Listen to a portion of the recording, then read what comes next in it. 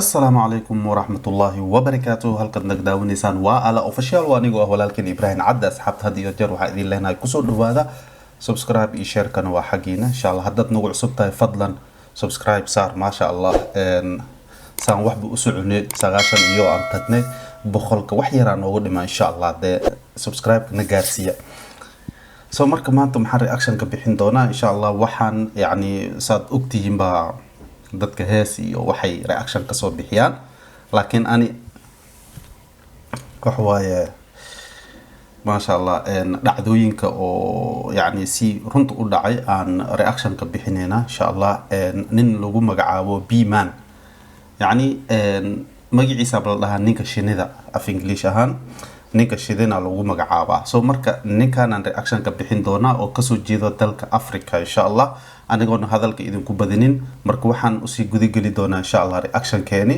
soo marka waxaan idin leenahay daawasho waxna asxaabta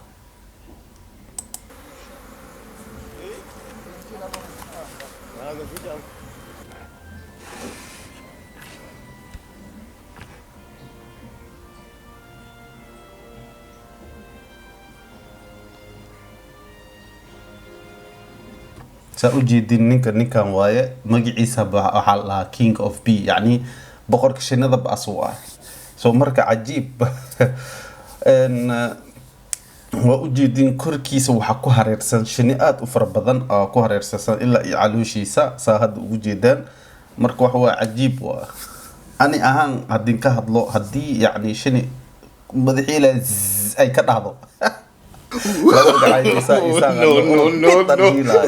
كانت وحوايه شنو هي كوهرسان كان بعدي بل نوضع عن سي ودنا عرقنا وحي كسو هيك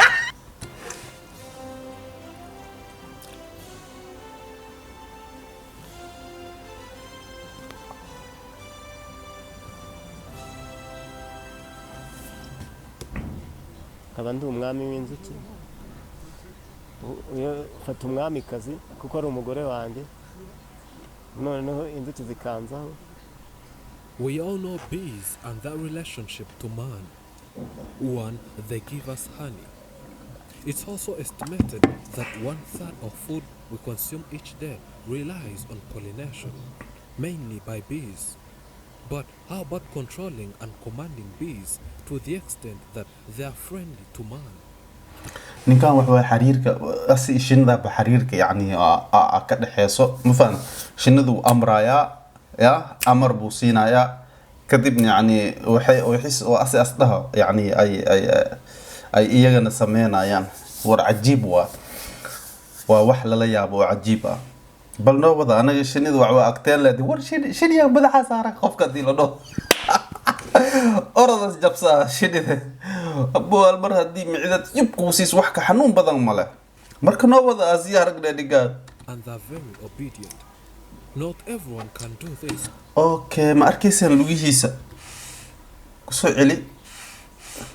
Except the bee-man himself. He says he's the king of bees and has been controlling bees for more than 30 years. Meet our extraordinary bee-man. Nitwa Ndayisaba abandi umwami w'inzuki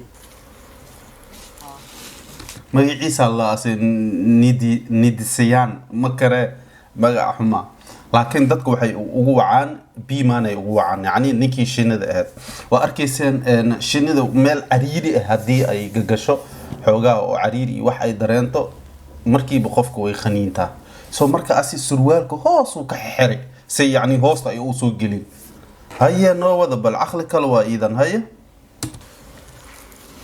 By understanding Swarm's secret, it's possible to control these honey-giving animals and make them do most extraordinary things. 1,000 bees cover his body, creating what looks like a suit. He has such a high control of bees. بسم الله 1000 bees يعني كمان bees شني أكركيسة يعني الشنيال كان وي أدقتها ساقفك وكنترول آدي وأدقتها نكان وحواي سود عمل در عمل يعني در عمل ما عرفتي الشنيد لو قشتي بشنيد أنا بلا قشتي نو وذبل that he can rarely suffer a sting. He has been studying bees and their communication for the whole of his life. By having the queen bee, he has all bees under his command, react by protecting his body. To them, he's like the queen bee. He uses that method, and the result is quite shocking. okay ilaa ninkan aqligu sameeyaa boqorada shinida uu soo qabanaya kadibna xirigu ku xiri si hadda arkayseen marka muxuu ku sameynayaa laakiin shini le yani boqorada iyo seel u kala kasaamo ogi bal nabad ba aan aragnay shinida kala caadiga iyo boqorada seel u kala kasi karaa yaa ku sheegay nabad bal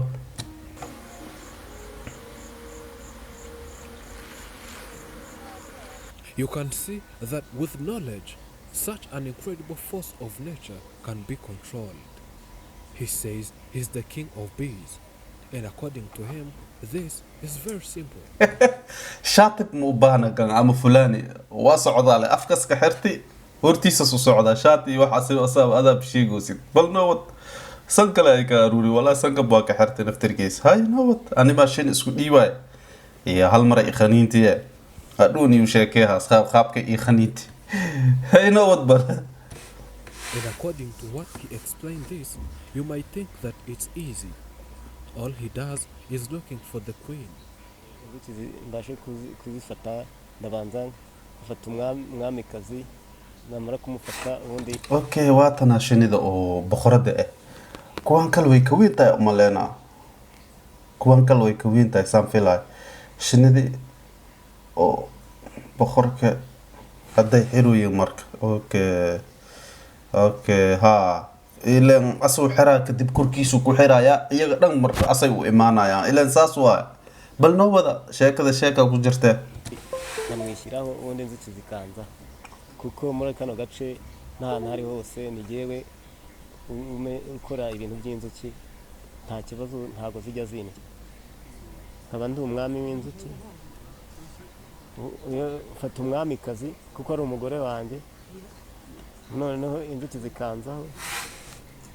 He has an insane control over bees, that he can take these swarms on his body to wherever he wants. And this has paid him on different occasions, like when these swarms invade a particular area. People come looking for him, and he has to drive these bees away from people and bring security in that place.